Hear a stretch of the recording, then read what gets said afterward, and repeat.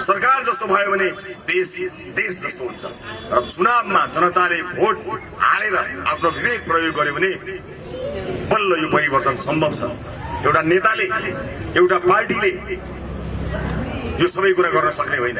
गर्न सक्ने ताकत जनतासँग मात्र चाहिँ आफ्नै परिवारको सदस्यलाई दिए चाहिँ आँसु बगाएर आशीर्वाद दिएका छन् पार्टीहरूको केही चल्दैन। मलाई राम्रोसँग थाहा छ र यो खेर जाँदैन। एक थोपा आँसु खेर जाँदैन, एक थोपा रगत खेर जाँदैन। हामीले शान्त विद्रोह गरेका थियौँ। चितवनले गरेको क्रान्ति संसारकै उदाहरण कान्ति थियो। विभिन्न देशमा म जाँदा यो कसरी सम्भव भयो भनेर ती देशका राजनीतिक कर्मीहरूले सोध्थे। चितवनको उदाहरण दिन्थे म। हामीले गरेको क्रान्तिमा कसैको केही सानो ट्रेस पनि लागेन, कसैको पनि केही बिग्रिएन, कहीँ झैझगडा भएन, लाठीचार्ज, ढुङ्गा हानान, मारामार आन्दोलन केही पनि नगरिकन हामीले शान्त रूपमा, अहिले भनिन्छ नि चुपचाप घन्टी छाप, हामीले चुपचाप घन्टीमा छाप लगाएर हामीले विद्रोह गरेका थियौँ।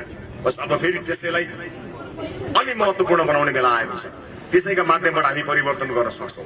परिवर्तनको यो सङ्घारमा इतिहास लेख्ने यो बेलामा अब हात खुट्टा काम्नु हुँदैन। म पुराना राजनीतिक दलमा आस्था राख्ने साथीहरूलाई यति भन्न चाहन्छु कि तपाईँको आस्था, तपाईँको विश्वासलाई हामी अवमूल्यन गर्ने, अपमानित गर्ने गरी गाली गलोज गर्दैनौँ। मलाई पुराना राजनीतिक दल र नेताहरूसँग भन्नु केही पनि छैन। उहाँहरूले जे गर्नुभयो, जति सक्नुभयो गर्नुभयो।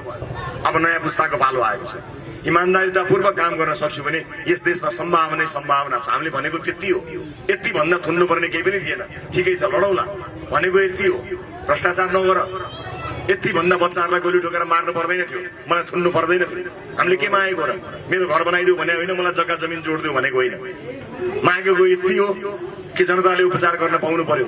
तिमीहरूलाई हात्सु आउँदा सिङ्गापुर जान्छौ, हाम्रा देशका जनताहरूले अस्पतालमा बेड पाउन एउटा नेताको चाकडी किन गर्ने?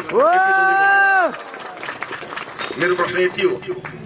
तिम्रो घरभरि पैसा छ, खल्तीभरि पैसा छ, तिम्रा छोराछोरीहरू महँगा स्कुलमा गुणस्तरीय शिक्षा प्राप्त गर्ने, हाम्रै निर्वाचन क्षेत्रका चेपाङका छोराछोरीहरूले, दलित गरिब बस्तीका छोराछोरीहरूले राम्रो छानो पनि नभएको स्कुलमा किताब पनि समयमा नआउने, त्यस्तो विद्यालय पढ्नुपर्ने, यो विभेद किन गरेको भनेर सोधेको। यति सोद्धा थुन्नुपर्ने थिएन, यति माग्दा मार्नुपर्ने थिएन।